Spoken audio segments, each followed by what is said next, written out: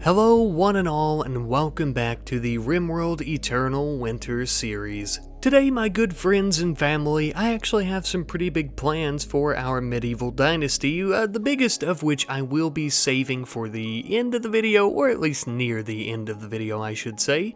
For now, I did want to bring something up that a lot of you guys have been telling me in the comments. A lot of people have told me I should start using the show hair with hats or hide all hats mod, and I did end up trying to use it for the beginning of this video. It was actually going to be the first thing I talked about, and I suppose it still is, unfortunately, but the reason I say unfortunately is because the mod did not work, and I was reading some of the comments on the community page, and it seems like it's an ongoing issue, so as for now, I will not be using the mod. And I just wanted to quickly address that because I am very interested in the mod, and many of you guys have mentioned it, of course. But now that I've talked about that, I want to begin today by doing a little bit of enchanting on some of Moincow's gear. We're actually going to be starting with a minor arcane gem of regeneration. Now, even though we had created an enchanting bench at the end of last episode, we did not make this gem. This one was actually dropped after we defeated the elemental assault a few episodes back. We're going to use this particular gem on Moincow's slave collar, and it'll actually allow her to regenerate her energy 5% faster. Nothing too spectacular, but it's a start. This, of course, will make her slightly more effective in combat situations where her abilities are required. Some time later, I realized we had a quest. Apparently, a small 10-year-old child had managed to get a letter out by carrier pigeon to us, or really any nearby settlement that the carrier pigeon would take it to, I suppose. Regardless though, this child was being held hostage by local Impid tribes. Obviously, of course, I quickly sent out Genevieve as well as Piub to try and rescue the child. God only knows how much longer he has before these savage Impids attempt to try and eat him or something. However, of course, as we're all well acquainted with by this point, traveling on this frozen hellscape takes quite a while, so we'll have to check back in on them in a minute. However, in the meantime, as we're waiting, Rosh here would enter Squiggle's room and begin trying to convince her to join us, and thankfully she did end up accepting his offer. I sent Squiggle into the warehouse to begin equipping anything she really wanted to, and of course she ended up picking up a dwarven hammer and a plasteel helmet. I was going to give her some golden armor, that way it would somewhat resemble dwarven armor, but we didn't have enough gold, and also, even if we did, it would have been very weak. Now, if you're anything like me, you may have incorrectly assumed that a dwarf's place is by the smithy, and you know what, that is actually somewhat correct, but Squiggle here actually had something of a passion for cooking, so we just kind of turned her loose with it. Now, some time later, we finally finished our extensive work into the mystical research of scribing.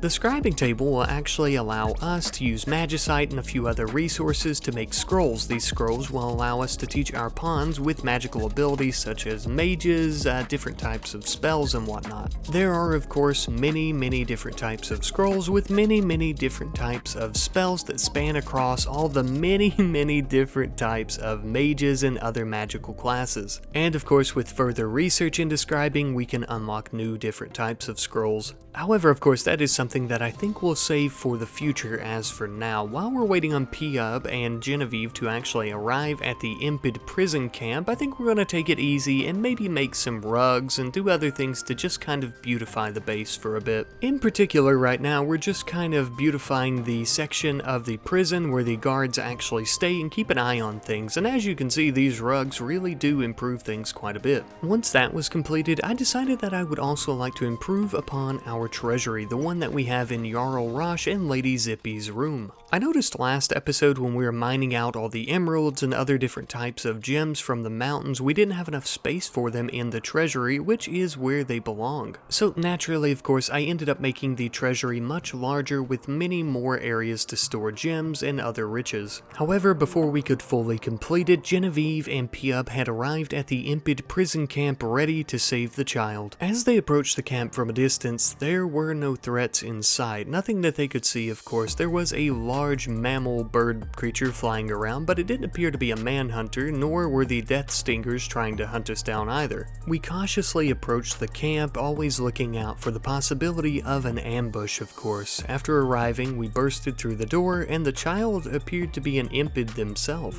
Regardless though, they did accept our help, as it appeared that the young child, who I'm going to refer to as Kaz, was in some distress. According to Kaz's bio, it would appear that he is magically gifted, he was a slave of the Impids, and he is actually a she. Though unfortunately we had little time to ponder these details, as a massive Impid knight burst forth from the woodwork ready to try and raid us, kill us, and take the child. We of course would immediately begin firing several arrows at him.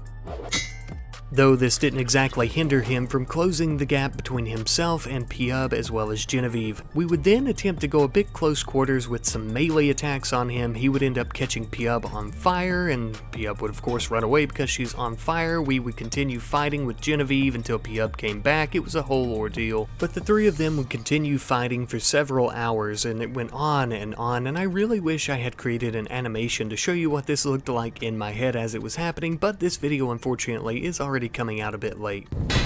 Speaking of late, the now late Impid Knight lie on the ground motionless as we stand over him. We had finally defeated the tough bastard, and we had also finally saved the young Impid child known as Kaz. The only thing left for us to do now was to head all the way back home, but as I mentioned earlier, and as you well know, this is going to take a long time. In the meantime, as we're awaiting our hero's arrival all the way back home, Lady Zippy would actually be doing a bit of hunting with her fireball wand. It would appear that she's attempting to perfect her aim as well as her general use of the wand so that she could teach it to others. It is a rather sloppy weapon for hunting wild game, but I suppose you can't deny these results. Eventually though, our friends had finally returned home with the young Impid child. Now I do want to mention that it was actually discussed between Genevieve, Piub, and the Jarl himself who would be taking this child, as the child is an orphan. And after an extensive conversation about the topic between the Jarl and the lady, it was actually a unanimous decision that they themselves would take in young Kaz.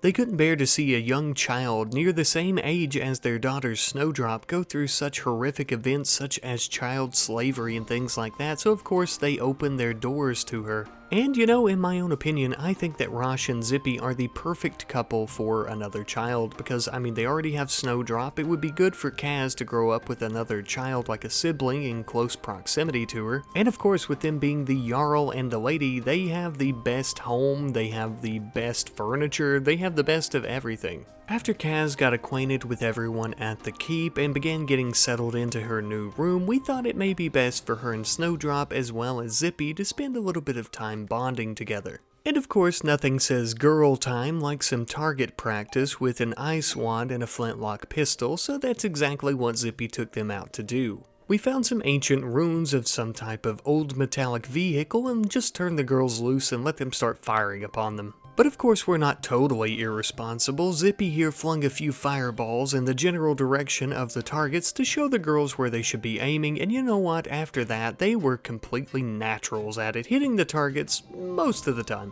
Of course though, not only was this the start of a beautiful relationship between two sisters and an adoptive mother, but this was also the start of two great warriors. With plenty of time and plenty of training, Kaz as well as Snowdrop will indeed become great warriors. We even decided to give Kaz the demon scale gladius that her captor was using, simply as a reminder that no matter the obstacle that stand in front of her, she can overcome it. I then decided that I would like to begin researching alchemy, not only because we can make an alchemy bench, which is actually going to allow us to research and create different types of concoctions and whatnot, such as potions, but also because I can actually get an advanced research bench, which is going to help us with several more projects that I have in mind. However, that research is indeed going to take quite a while, so in the meantime, I've also decided to have Squiggle here begin working on some iron armor for our Timberwolf that we tamed last episode. We would actually end up making an iron plate set of armor that would wrap around the wolf's body, as well as a iron plate helmet to wrap around its snout to keep it nice and safe. Now, of course, the moment that many of you have probably been waiting for, I did ask last episode for you guys to provide some names for the wolf, and I have chosen one. I've decided to go with the name of Fenrir. I'm most likely pronouncing that wrong, unfortunately, but I am going to be referring to the wolf as Fenrir from here on out because that's just how I say it. Now, of course, this wonderful name comes from our wonderful friend, the Fallen 9951, who says, I think Fenrir would be a fitting name for the timber wolf named after the great and monstrous wolf in Norse mythology. mythology. Who would be a better fit to protect the precious child of a great leader than the wolf foretold to slay a literal god? That is such a good point, and I totally agree with you. So I have, of course, went with your name. Thank you ever so much for that, and thank you to everyone who has commented a name. I did, of course, see many great names that I really liked, but of course Fenrir felt very fitting for the series, I feel. Now, late into the night, as the moon sat high above the clouds above our heads, we were on a mission that required steel. Of course, here there are no veins of steel hiding within the mountains, and the time it would take us to research the way to make steel alloy here would take a very long time, so of course we went around deconstructing these ancient runes, which appeared to be some type of ancient vehicles or war mechanisms or something of that sort. We got plenty of steel slag chunks from them. And the idea here, of course, was going to be that we were going to begin melting these slag chunks down into steel ingots so that we could actually use them for a little bit of a construction project that we had. I will say it is a little bit of a nuisance to have to go out and deconstruct or destroy these things and melt the slag down into ingots, but I do feel that it's pretty fair given our technological prowess that we currently have. Speaking of which, the steel making process was rudely interrupted by the wonderful knowledge of alchemy finally being unlocked for us, which of course meant that we were now able to make an alchemy table and an advanced research table, which we did. We actually ended up putting both production areas in the apothecary building. Now, the alchemy table, of course, felt very at home here in the apothecary's building, but I don't know about the advanced research bench. We may end up moving that to some grand library with our other one at some point. Now, with the research of alchemy finished, we would actually end up moving on to ballistas. Now, this will actually unlock a Scorpio for us. Even though we have things like cannons and whatnot unlocked, I still feel that a Scorpio as well as ballistas, ballista repeaters would be a very versatile form of defense for us, especially with how inaccurate cannons tend to be within some of the mods that we actually have. Now, speaking of that, as I am sitting here bashing on them, saying they're completely inaccurate, we did end up building 3 of them. Basically, immediately after building them, we would quickly uninstall them and put them back in storage because we planned on using them very soon. But not for defenses. Nay, we are actually going to be using these cannons for the opposite, for some offense. Of course, we would need some ammo for our cannons, and this is where you might not like where things went. You can call this cheating if you like, and I suppose it very well may be, but I actually ended up changing the formula, I suppose you could say, for cannonballs. Using Character Editor, I actually made it so that cannonballs can be made out of any metallic resource. To me, this felt pretty fair, seeing how the cannons themselves use a shit ton of steel. I do truly hope that you guys agree with me, of course. These cannonballs that we have made thus far are going to be made out of iron. Truthfully, of course, I would think in the real world you could shove just about anything into a cannon and it would fire it,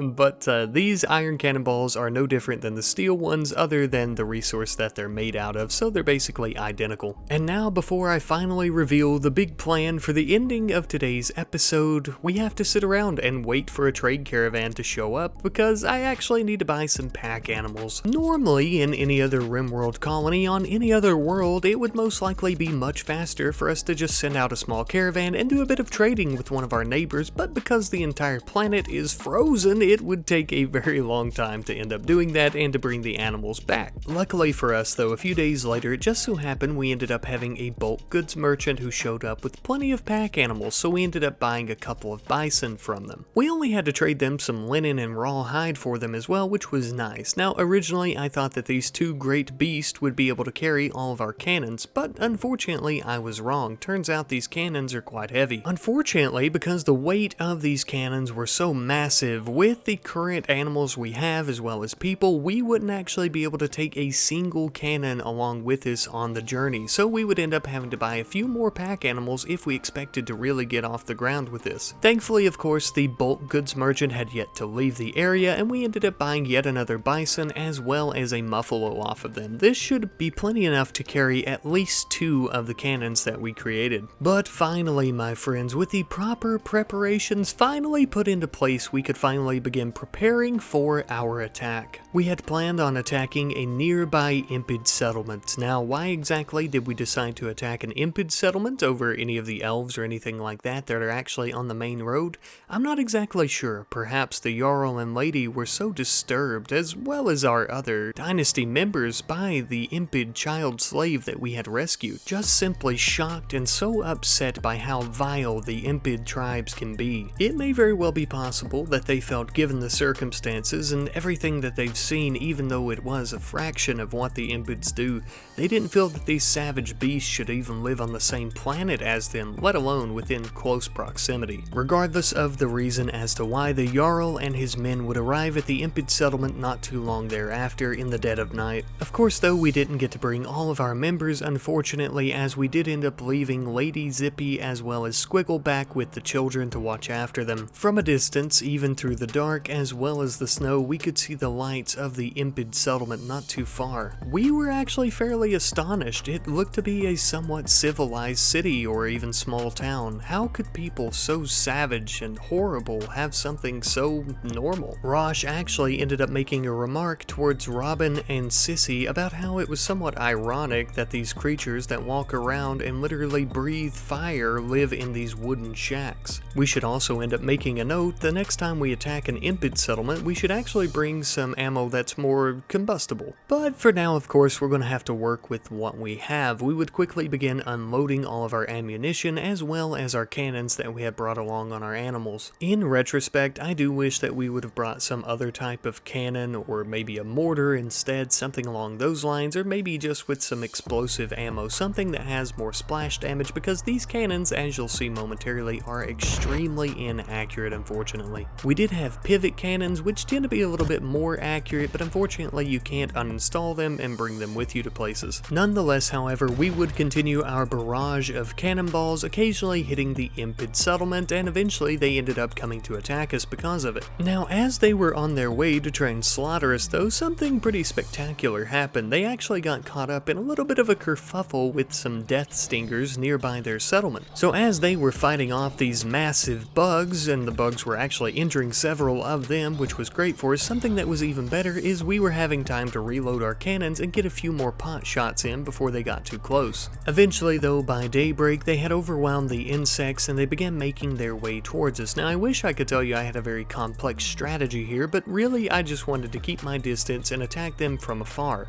I had hoped, since they heavily outnumbered us, our superior weapons like our muskets and whatnot would be something that only we would have, but unfortunately it looks like they have some similar weaponry. And it was because of this that their numbers began to somewhat overwhelm us, getting extremely close, and we would actually have to begin engaging in melee combat. I decided that this was the perfect opportunity to utilize Moinkow's abilities, teleporting her behind the Impid forces. That way she could begin using her light lance against them, and this ended up killing a few of them and downing some as well. Thankfully, Moinkow's abilities and efforts, accompanied with Rosh's frontal assault, ended up making the Impids flee, and we had finally won the battle. Of course, even as the Impids were fleeing though, they would turn around and try to injure and or kill many of our members, but in the end we were all safe and sound. But just like that, our very first attack slash conquest of the medieval dynasty was over with, and we were victorious. No one died either. There were plenty of other things I think we could have definitely done better, but the fact that no one died was definitely a big plus, and I'll count it as a win. Not only did none of our people die, but we actually had a few Impids that were lying on the ground with some decent skill sets that we would end up tending to so we could take them back home as prisoners. We would also end up tearing through the settlement before we razed it to the ground in case we found anything useful, which we did. We found plenty of pemmican that we could eat on the way back home, because it was going to be quite a long journey, of course, as per usual. Even longer, in fact, this time around, since we're having to drag some prisoners back with us. As one might have imagined as well, those prisoners, though there were only 2 of them, actually caused some fluctuations in our food, so we almost ran out by the time that we got back home. We only had some raw winter bloom that we didn't really have any way of cooking, as there's not a lot of wood out here for a fire. But eventually we had finally made it back home. We were so excited to tell the others what had happened, we almost forgot to put up our animals, but we did not, however, forget to put up our prisoners, as we quickly took them to the prison and shoved them into their cells, where we would begin enslaving and recruiting them. With our very first victory under our belt, I decided that I would focus the end of this episode on just trying to do a little bit of construction and mining. The first thing that I would actually work on, and I believe the last as well, of course, would actually be a pen for our newly found pack animals. Not only did we need a safe place to keep them away from predators, but also somewhere to keep them from roaming away. Even though these animals are quite hairy and whatnot, it gets extremely cold here, so they also needed a warm place to sleep. Not too long after being back home, we finally enslaved one of the Impids who goes by the name of Vasvoron. I'm going to call them Vas for short.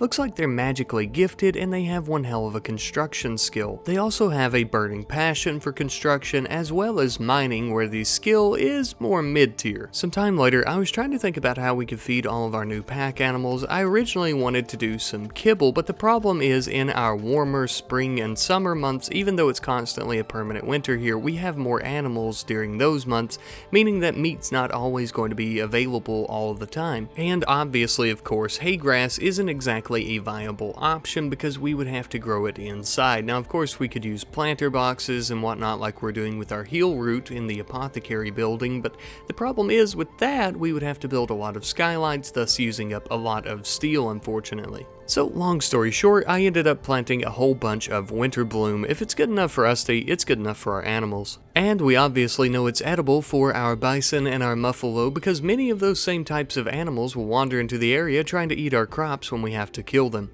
I also ended up building a bone shelf where we could shove all the winter bloom for our animals to eat off of. But my dear friends, we are beginning to wind down to the end of the episode here. I do apologize, I know this one is a little bit shorter than usual by a few minutes. Unfortunately, like I mentioned earlier in the video, I am a little bit late on this one, so I'm just trying to get it out to you guys as soon as I can. With that being said though, of course, I do want to talk about some lore as well as some other things here at the end of the video. First, I'm going to start with some lore created by our friend Blue Nut 4, whose profile picture is actually white. I didn't get rid of their profile picture, it just looks like that because it's the same color as the background.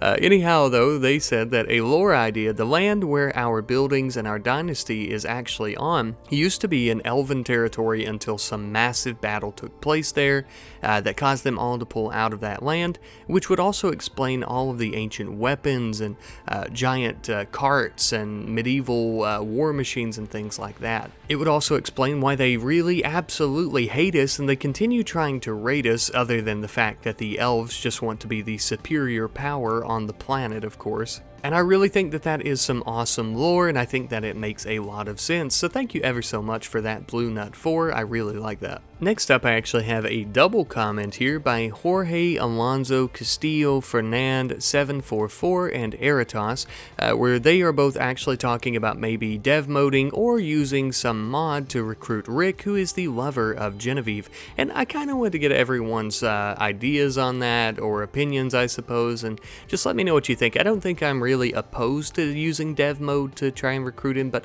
I would prefer to use a mod over that, and I just wanted to get everyone's opinion to see how you guys feel about that as well. Based on the amount of likes and whatnot for the comments here, I assume you guys are cool with that. It's something you'd like to see, but I just wanted to see how everyone's feeling about it. Last but not least, we actually have a comment here by our good friend Veiled Cat, who is saying for the Royal Guard they would like to see the name Blood Guard. And you know what? I really like the Blood Guard idea, especially since you decided to compare it to the King's Guard from Game of Thrones, which I'm a pretty big fan of, so I really like that idea. I do also like the idea of a blood red armor for those who protect the Jarl and his kin. I think that's a really good idea. I've been looking for some uniformed kind of armor to give to our people, so I think for sure blood red would be really kick-ass, and it would go really well with the white, of course. Maybe red and black or red and blue, something like that, of course. But my friends, with that being said, I am going to end the episode here. Thank you guys ever so much for watching once again. I love you guys. I'll see you in the next one. Goodbye.